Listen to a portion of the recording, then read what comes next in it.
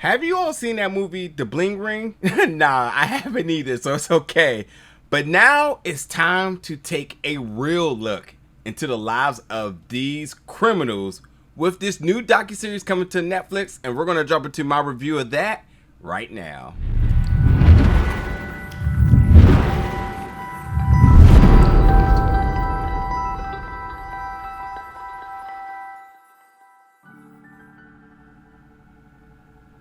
What's up, everybody, and welcome back to the channel today for another review. And today we're going to be reviewing the docuseries The Real Bling Ring Hollywood Heist, coming to Netflix September 21st.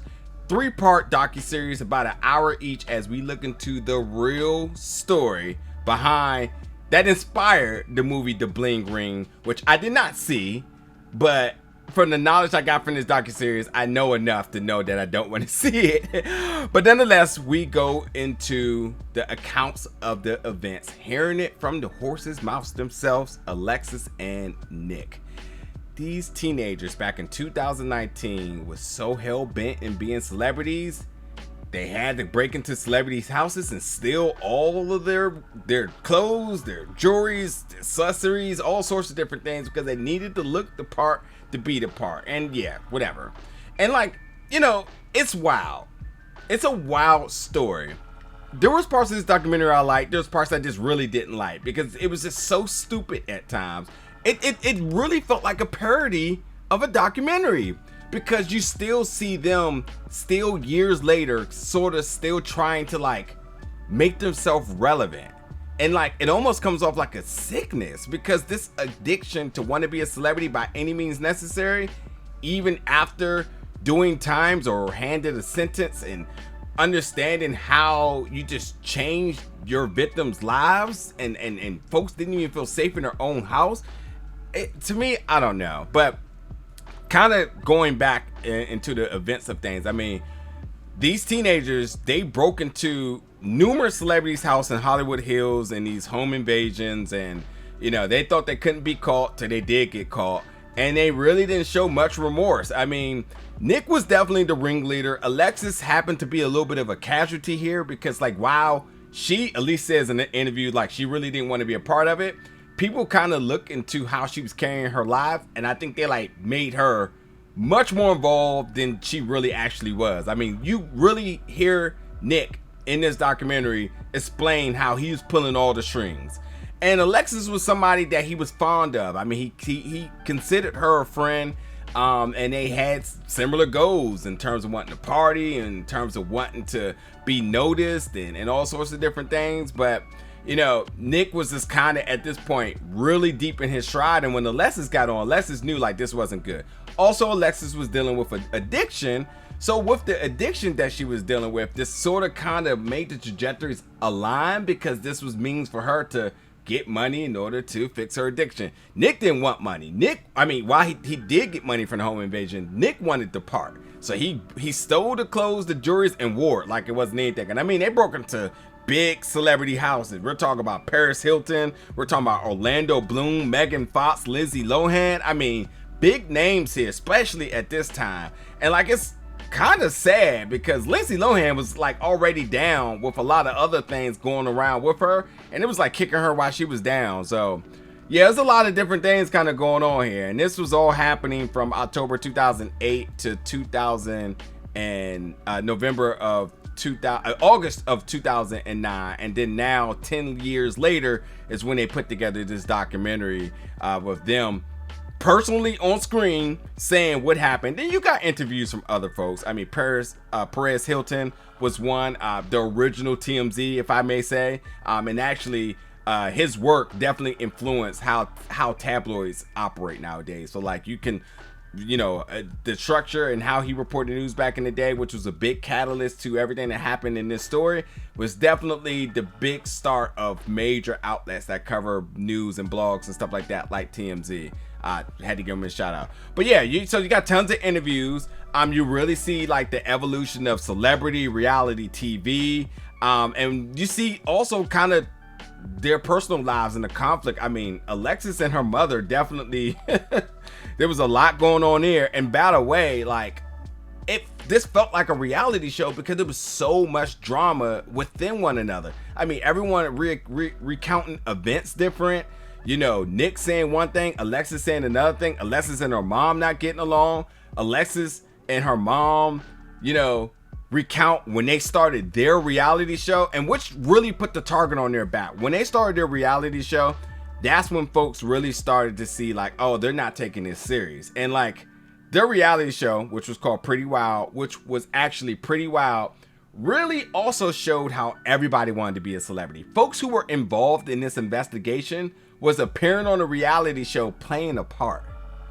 It's really crazy. It's really crazy. It's really wild, like they said. Perfectly titled show there. And then like with all the, because it wasn't just them two, it was other teens involved too. And you know, Nick starts off about like not having friends and finding friendship with Tess being the person who really got Nick into this life, and then Nick went with it and ran, and then Tess had a friend Rachel, and then that's how Nick met Alexis, because Alexis and Rachel were like living together. They both were having some drug issues and whatnot. It's a lot of different things that's going on, and like Rachel and other folks did not want to be a part of this documentary. I mean, I don't blame them. Like, there's no reason to reopen the wound here years later, because like, yeah, all of them got charged by some account. And like, I don't think that there was no means for them to say like, I need to tell my story.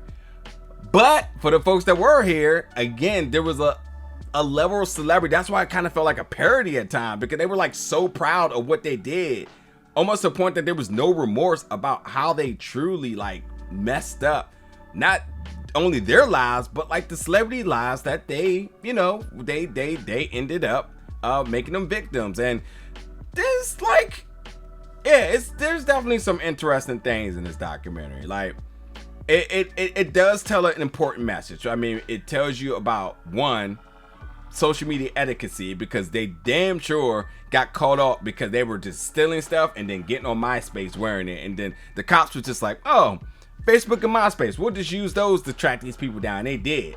They certainly did. But it also like highlighted like the addiction of wanting to be a celebrity, wanting to be seen, wanting to fit in, and all sorts of different things. And like, you know, with everybody having their sort of motives that kind of drove them to do what they did. I mean, I'm talking about like addiction to fame, financial troubles, addictions to drugs, to the crime itself, you know, and everybody not wanting to lose their status. It's like the really big thing, especially their status within friendships, because at the end of the day, they really, no matter how ugly things got, and even in times we felt like they kind of turned on each other back, they also just did not want to lose each other as friends, which shows you a very big part of the immaturity of everybody in this. So it's crazy. And then this is kind of the birth of influencing, and you know, you kind of see the highlight of that, you know. So like, there is a lot of different things kind of going on in this documentary. I mean, if everything goes over your head, at least listen to the last like 10 minutes of episode 3, where Marcus pretty much narrates like the important message of everything that had happened. And like, you're getting events, you're getting the interviews, you're getting original footage, but like the interviews, they just felt so proud of themselves, and like it just felt like a parody after a while, because it didn't seem like they took any of this serious, and they were just kind of like, yeah, I did it because, you know, I need to be a celebrity, and I didn't care who was victim. But like, the way how they preyed on their victims in terms of like looking online to see who was out of town, and then googling their address, and then going up to their house and going through the back door, because every celebrity leaves their door unlocked, and they just didn't care, and like they were just going off. And then again, after that, they would just be out wearing it, posting pictures, and do what they got to do. It's crazy. It's completely crazy.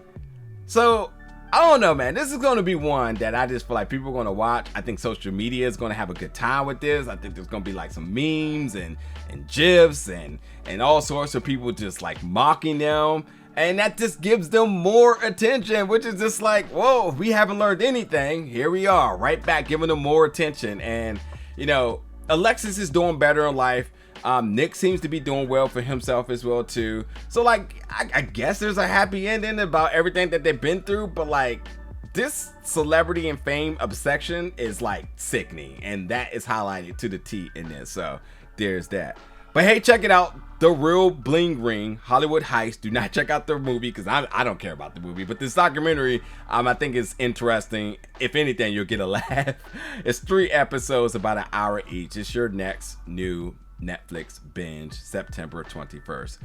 Jump in the comments, folks. Let me know your thoughts about this. And as always, stay tuned for more reviews very soon.